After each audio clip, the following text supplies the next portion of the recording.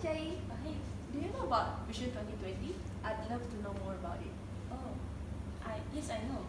Vision is is vision is a long-term objective that gives an insight for the nation to improvise and move for the betterment of the country.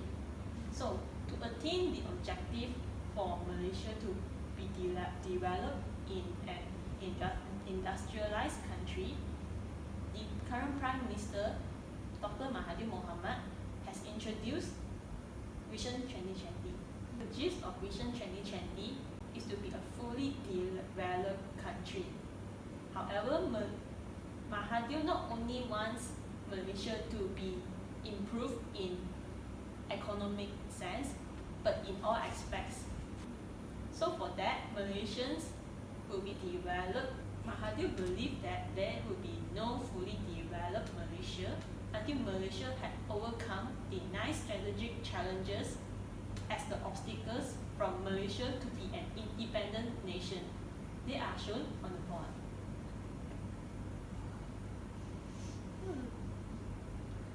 Oh, thank you, Jay. I really learned a lot. Hi, my name is Ain, ID number 25598, and I will be explaining about stakeholder analysis. For this presentation, I would like to focus to 3 main stakeholders, which are the government, which consists of a lot of ministries, the universities and schools, and lastly as the rakyat. 3 of these have given an enormous impact and also significant influence towards the policy. Okay, the first one is the government. The government, as we all know, the government is the one who create this vision, Wawasan 2020.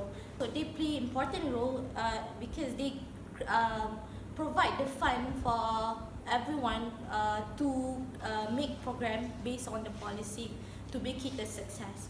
Okay, the second one is schools and university. Why we think that university and schools are very important is because as we can see in the Wawasan 2020, the most important thing, the most pressed things is how they want to rakyat to think, how they want rakyat to move forward towards reaching the goals. Therefore, we think it's very important for schools and university to educate the students, to give education for us to reach towards the Wawasan 2020. The third one is rakyat, us. We play a very important role for this vision as we are the one who live in Malaysia. We are the one who will have to work together to improve ourselves towards the goal to become more progressive, and that's how we can reach the vision Wawasan 2020. With that, I would like to pass to Rinai for policy analysis. My name is Dejri Nantidan and my matrix ID is 23893, and I'll be presenting about the policy analysis matrix. Basically, policy analysis matrix is to show how a policy is implemented, as you can see here, and it is done to track how a policy will be implemented. So for each of the challenges we had discussed earlier, there are 3 main policies that are implemented by our government.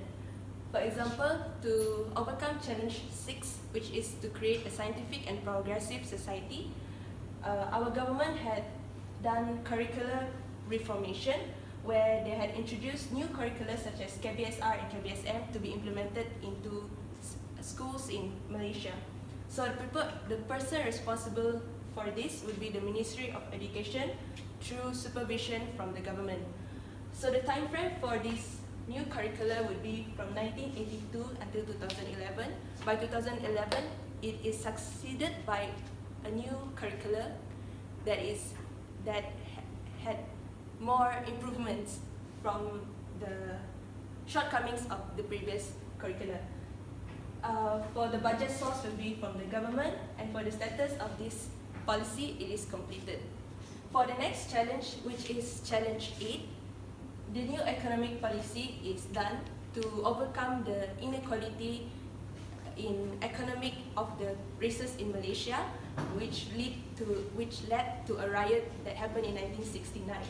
So the actions that were taken by the government would be moving the ratio of ownership of Bumi Putra, other Malaysians, foreigners, to 30, 40, 30 from unequal distribution of 2, 40 and 30 before.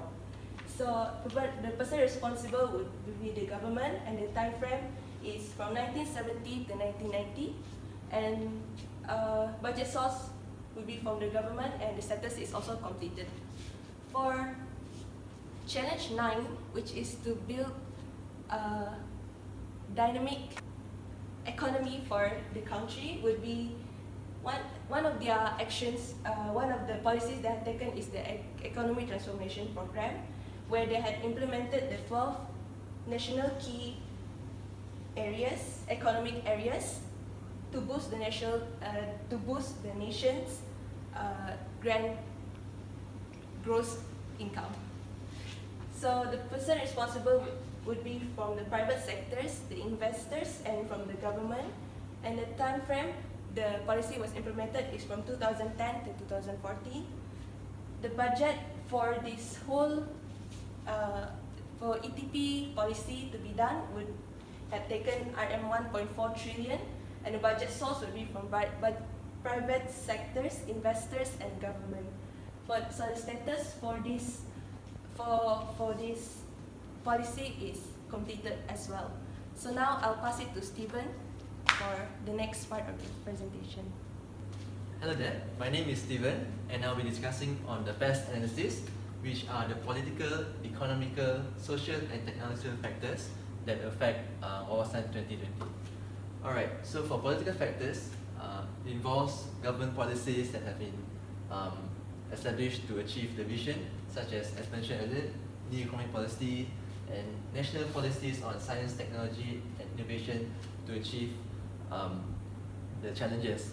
However, for new economic policy, some economists comment that instead of, although yes, in some sense it successfully helped to balance out the economy among the races, but some says that it actually moved the Bumi Putra towards the public sector, which becomes government servants instead.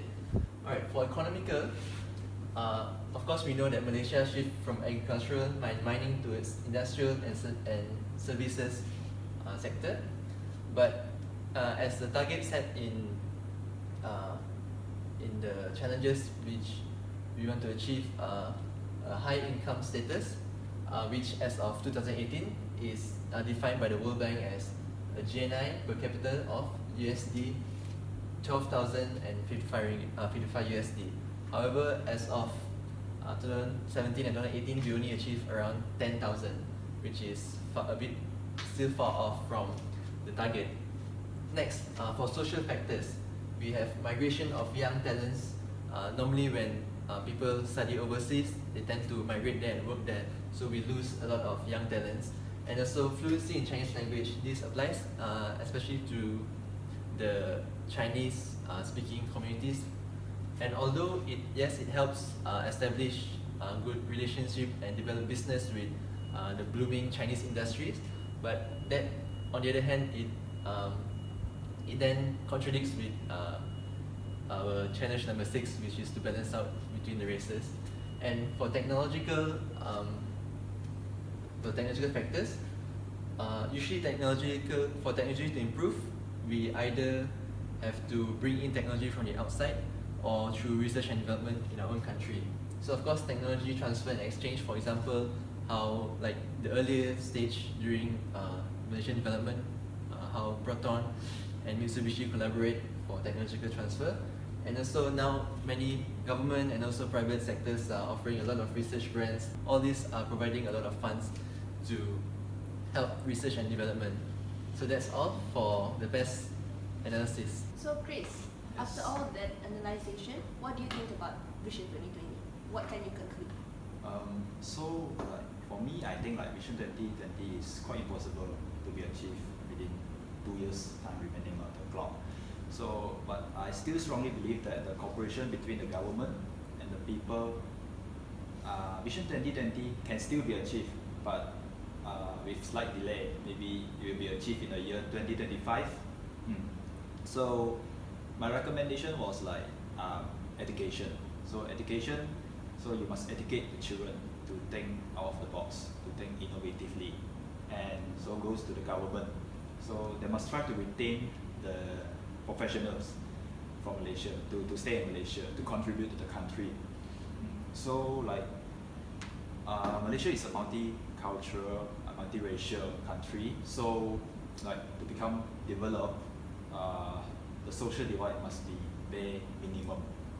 There will be no identification of race. So lastly, the private sector will play a very main role in the economic growth.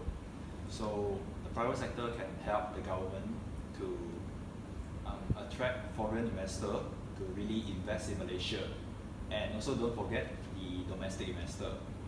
I think the domestic investor has much more responsible than the foreigners to invest in Malaysia. So like, although like it will take some time to be back in track, but for me, I still strongly believe that Vision 2020 is still achievable. What do you think? I see. I really hope that Malaysia is able to achieve Vision 2020, even though there's a slight delay. Thank you for your information. Thank you.